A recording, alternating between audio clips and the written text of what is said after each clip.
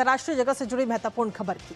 America और Iran के बीच तनाव फिलहाल खत्म होता हुआ नजर नहीं हो रहा है और इस घटनाक्रम में अब एक और नया खतरनाक मोड़ आ गया है। जी हां, हाल ही में अमेरिका और ईरान की वार्ता बेनतीजा रही, ये हम सब भी जानते हैं, जिसके बाद अब अमेरिका ने स्ट्रेट ऑफ हॉर्मुज की पहरेदारी का भी फैसला कर लिया है। जी हां, अमेरिकी सेना ईरान पर समुद्री नाकेबंदी लागू करेगी और ये कदम उठाया जा रहा है अमेरिकी राष्ट्रपति डोनाल्ड ट्रंप के कहने पर। तो ये बड़ा कदम इस समय उठाया गया है। इसके साथ ही आपको ये भी बता दें कि यूनाइटेड स्टेट्स सेंट्रल कमांड के मुताबिक समुद्री नाकाबंदी ईरानी बंदरगाहों और तटीय क्षेत्रों में, साथ ही जो उनके आसपास काम करने वाले जो सभी देश हैं उनके देशों के जहाजों पर समान रूप से ये लागू होगा।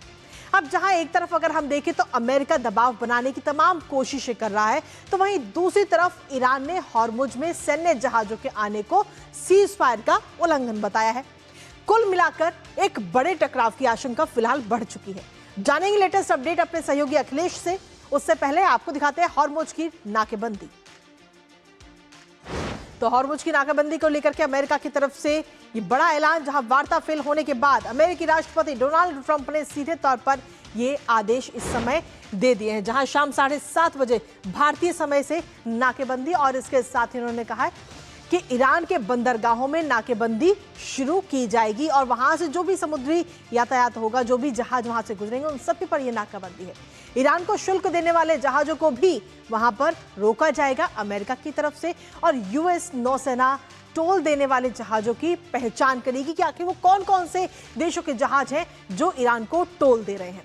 अब ऐसे में ईरान पर जबरन वसूली का भी आरोप अमेरिका की तरफ से लगाया गया है। तो ये ऐलान इस समय किया गया अमेरिका की तरफ से, लेकिन वहीं दूसरी तरफ IRGC की तरफ से भी वार्निंग दे दी गई है इस नाकाबंदी को लेकर के, जिस तरीके से ऐलान अमेरिका ने किया है। IRGC ने दरअसल ये वार्निंग दी है और जवाब दिया है सीधे तौर पर, और कहा है कि सैन्य जहाजों का आना सीज फायर का उल्लंघन IRGC की तरफ से बताया गया और कहा कि किसी भी कार्रवाई का वो कड़ा जवाब देंगे अमेरिका की तरफ से कोई भी कार्रवाई होती है तो। और कोई सबक नहीं सीखा, ईरानी विदेश मंत्री की तरफ से ये बात कही कि किसी ने कोई सबक नहीं सीखा। सद्भावना से सद्भावना आती है और शत्रुता से शत्रुता आती है, ये बात उनकी तरफ से कही गई। तो IRGC की तरफ से भी ये वार्निंग इस समय दी गई है। लेकिन वहीं दूसरी तरफ अगर हम देखें तो ब्रिटेन की तरफ से भी एक इस समय बयान सामने आया, जहां ब्रिटेन ने पूरा पल्ला ही झाड़ लिया इस मामले से। दरअसल ब्रिटेन ने नाकेबंदी में मदद करने से साफ तौर पर इनकार कर दिया है और जो मदद का जो दावा किया गया था कीर स्टारमर ने उसको खारिज कर दिया है। हॉर्मुज की नाकाबंदी में ब्रिटेन साथ नहीं देगा, ये बात उनकी तरफ से कही गई और साथ ही ऑस्ट्रेलियाई PM ने इस फैसले को एक तरफा भी बताया है। हमारे साथ हमारे सहयोगी अखिलेश सुमन इस वक्त जुड़ गए हैं ताजा अपडेट के लिए, सीधा उनका रुख करते हैं। अखिलेश, क्या कुछ लेटेस्ट अपडेट है आपके पास में, क्योंकि जिस तरीके से जो तनाव है वो अभी फिलहाल थमता हुआ और कम होता हुआ नजर नहीं आ रहा है और आगे अभी ये तनाव और बढ़ता हुआ दिख रहा है। अखिलेश,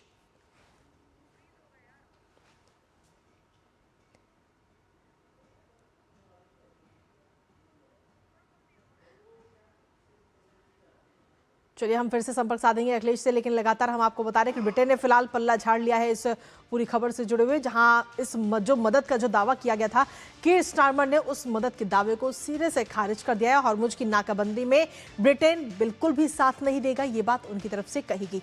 इसके साथ ही इसको लेकर के ऑस्ट्रेलिया के जो PM है उन्होंने इस फैसले को एक तरफा बताया है। लेकिन फिलहाल हॉर्मुज स्ट्रेट की जब हम बात कर रहे हैं तो ईरान की तरफ से भी पलटवार किया गया, लेकिन वहीं अमेरिका की तरफ से एक नया ऐलान कर दिया गया है कि जो भी जहाज वहां से गुजरेंगे नाकाबंदी की जाएगी और ऐसे कौन कौन से देशों के वो जहाज हैं जो ईरान को टोल दे रहे हैं उनकी भी पहचान की जाएगी। लेकिन अभी फिलहाल इस संघर्ष की अगर हम बात करें तो ये संघर्ष खत्म होता नजर नहीं आ रहा है, क्योंकि हाल ही में जो वार्ता हुई थी वो वार्ता फिलहाल अब फेल हो चुकी है और वार्ता के फेल होने के बाद में अमेरिकी राष्ट्रपति डोनाल्ड ट्रंप ने हॉर्मुज स्ट्रेट में नाकाबंदी को लेकर ये बात कही कि यूएस सेना वहां पर मौजूद रहेगी और जो भी जहाज वहां से गुजरेगा उस जहाज पर नाकाबंदी की जाएगी, पूरी पहचान की जाएगी कि आखिर ऐसे कौन कौन से देशों के वो जहाज हैं जो ईरान को टोल दे रहे हैं।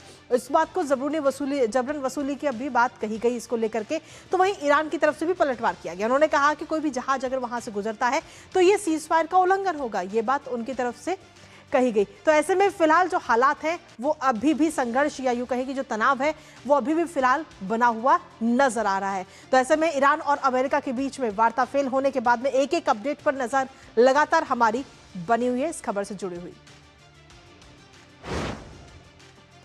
और इसी के साथ फिलहाल न्यूज पंच मुझे और हमारी पूरी टीम को दीजिए अनुमति। कल सुबह फिर होगी आपसे मुलाकात, तब तक के लिए नमस्कार।